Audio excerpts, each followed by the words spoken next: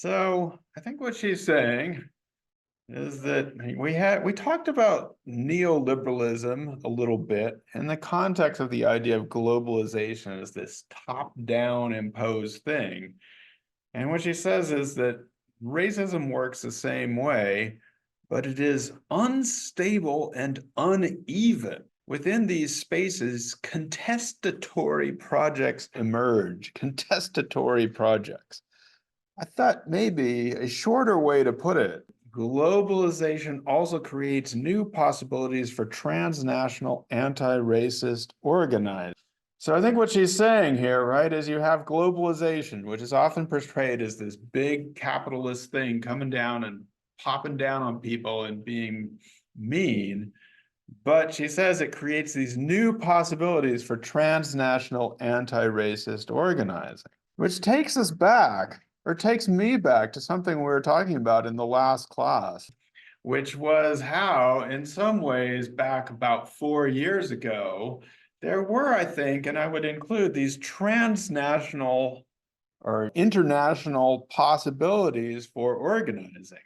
So the BLM protests, if you remember back in 2020, they were not just in the United States, they started happening around the world, and they were linked to various politics, various movements. The movement in Palestine, for example, was very important at that time. But there was support for indigenous movements.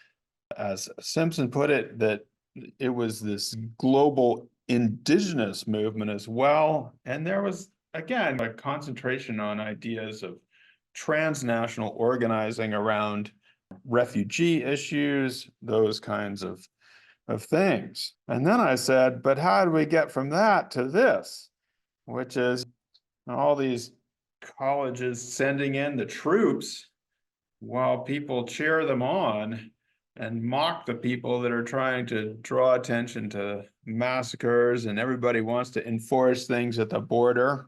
People were more focused back then, you said, which I agree with in the sense that may explain why some movements today do not have the same kind of focus.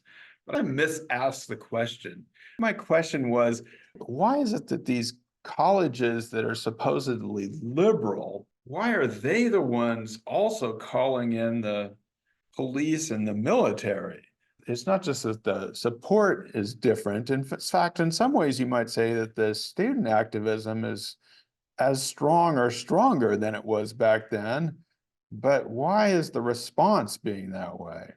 You expect it from, say, the governor of Texas or the governor of Florida, but I don't know if I really expected it from the mayor of New York.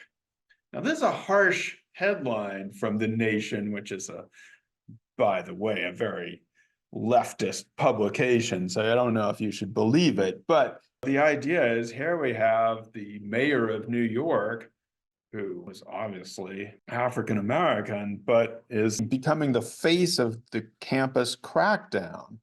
Or you have the mayor of Los Angeles, and Los Angeles has had some of the most brutal, like shooting people with rubber bullets and stuff. So you expect this in Texas, sure, you expect it in Florida. I showed you those places. But you don't expect it necessarily in places like Boston, New York City, Los Angeles, where you think that people are smarter than that. Now, Mullings talks about multicultural capitalism, which is to say that just because people have a certain identity doesn't mean they aren't fully participating in the capitalist system and making a ton of money from it. So, for example, the Drake-Kendrick Lamar controversy. What's that about? There's a lot of money being made there. There's a lot of money being made, right? So we don't want to get down on people for making money, but it does make you wonder what's going on now. So the other thing that has happened there is that social media is different now, that people get attention for different things, but I also think it's because of who has acquired various social media companies. So when we were reading the hashtag Ferguson article, that was when Twitter was seen as this emancipatory space. People were using it for cool things. Whereas I don't know if you know, but Elon Musk has purchased Twitter and it's now not even known as Twitter. He renamed it as X and brought back all this other stuff. Now, Elon Musk is one of the richest people in the world. He's first or second, maybe third, I don't know. He's up there and he owns one of what was this big social media platform. He is from apartheid South Africa, which is interesting. I don't want to repeat what Elon Musk says, but you have to take into account that one of the richest people in the world who owns this platform is saying things like decolonization implies genocide. And it's like, wait, whoa, hey, we've been reading about decolonization in this class. Are you taking me down for this? It's unacceptable to any reasonable person. Yeah, pretty harsh. Or here's something.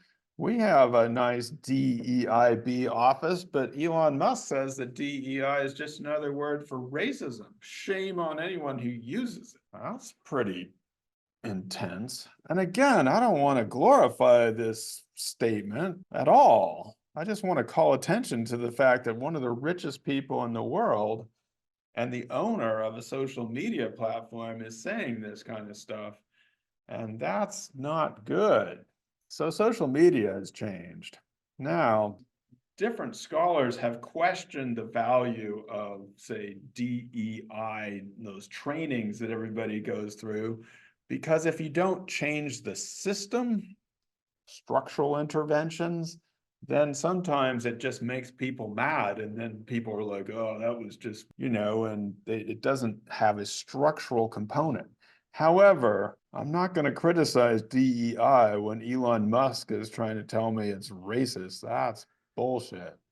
But some people in anthropology have been critical of all those trainings and little seminars that people do, because if you don't change the overall structural system, people then have to go out and encounter the same reality without really changing. You can only do so much, like trying to change yourself, so to speak. It's not that it's not important, but you need to have a larger project of change. Now, as I was thinking about this COVID thing and how COVID has changed us, I came across this tweet, which did make me think. This person claims, and I'm not sure what to think of it, is that for the last 4 years, we've been bombarded with remember how we're talking about necropolitics, who lives and who dies, necropolitical and anti-empathy propaganda. Basically the idea that who cares, go out and live your life. The economy matters more than COVID. And so that's built these authoritarian traits into people. I'm not sure about that. I wonder about that. So it makes people dismiss the suffering of others more readily. It's an interesting idea. I also think, though, and again, it's mostly the people at the top who are willing to more forcibly call in the police. But I also think it has something to do with the demands of the people who are struggling and protesting right now. So if we go back to Simpson's article and her book, she is talking about a politics of refusal, of people refusing to be citizens in the settler state. So, and by that, she means refusing to do things like vote or pay taxes. And this is a very different politics to just wanting to be recognized within the state. And so one of the reasons why people are calling in the state basically on the protesters is because in some ways this is a different kind of protest, that they are threatening the state itself. Simpson mentions a book by Gilberto Rosas called Barrio Libre, which is also about this idea of refusal. And this is with people who are living in the border areas of Mexico and the United States. And I don't know what to think about this, because the people that he's talking about are actually themselves living off or seem to be exercising crime on undocumented immigrants and living in a criminal world. I think what he is saying, though, is they are refusing the entire apparatus, the entire state system. Or if you look at Yarimar Bonilla's work, which again, her work after the Ferguson article, she was looking at the French Caribbean and some of these areas that are not independent, but are looking at different ways to be for sovereignty without being necessarily an independent state. I think what I'm seeing in some of the protest movements, and I suspect is why the police are being called in all over the world, is because it was one thing when people were protesting sort of Trump era politics and conservative politics, but if people are protesting the state itself, the apparatus of the country or the state, people get weirded out by that in a much stronger way. So that's my idea for now. I'll return to it in a little bit. I want to keep going with Mullings a little bit. What is racism? Race is a social construct. Racism, a set of practices. I mean, it definitely is also a social construct. These are social constructs, all of them. A set of practices, structures, beliefs, and representations that transform certain forms of perceived differences, generally regarded as indelible and unchangeable, into inequality. Yeah, she says it, if we're gonna do anything about racism, or if anthropology is gonna do anything, requires moving beyond noting that race is socially constructed. It needs to be named and called out. It just has to be talked about. And I think what she is saying is that anthropology classes, I'll include my own, but we often learn race is a social construct. And we've been very good at that. But you can't assume that if you know that everybody's going to be like, okay, cool, we're all going to get along now. And so what she's saying is, we've been good at recognizing that race is a social construct, but bad at naming and confronting racism as an ongoing idea in our society. Or perhaps put differently, anthropologists thought that saying race is a social construct would solve racism, and it doesn't. It has the potential. At its best, anthropology is uniquely positioned to make a decisive contribution to the critical interrogation of contemporary racism. So Mullings says we'd have to do a couple things to do that. One is a radical reappropriation of the culture concept. So I keep saying that one of the good things about anthropology in the old days was that it made learned behavior more important than deterministic race, but that often led to, as Mullings put it, to culture just became like race, doing the work of race. And so she says that we would need to, an appropriate concept of culture must confront political economy and incorporate relations of power. And this goes back to things that we were reading about with, say, Eric Wolf, and that's in some ways the generation that she was coming up in, that culture has to include political economy and power and can't be a way of getting around it as it often is.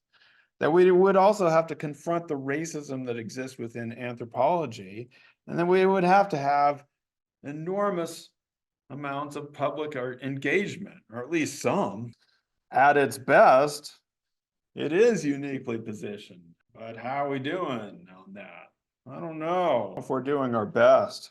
Don't know if we're bringing our best people in, especially because Dr. Mullings passed away in 2020. How are we doing on recognizing Black feminist authors in anthropology? Still not the best.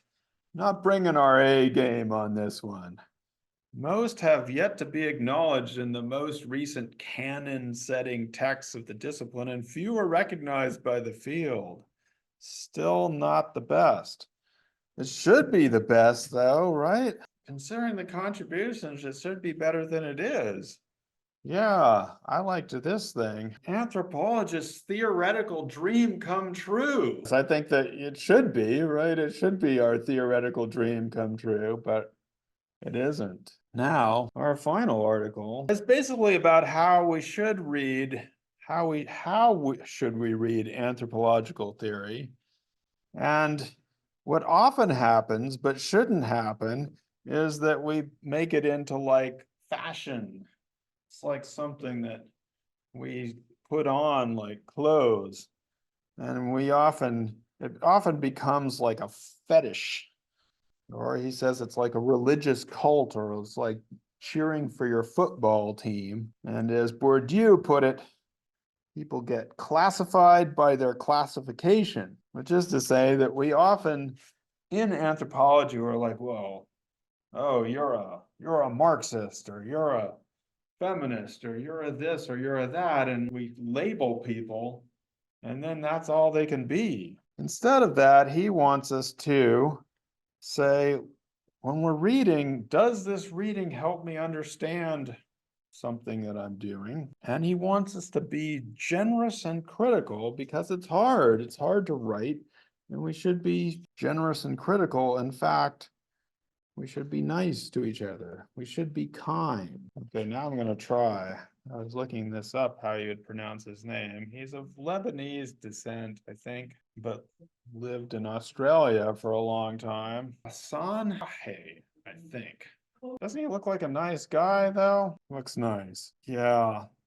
So bringing us back to the first point, he had a big appointment at the Max Planck Institute of Social Anthropology in Germany, and he got fired from that for putting some stuff up on social media, which I looked back on, and they said it was anti-Semitic, and he's like, no, I'm a nice guy.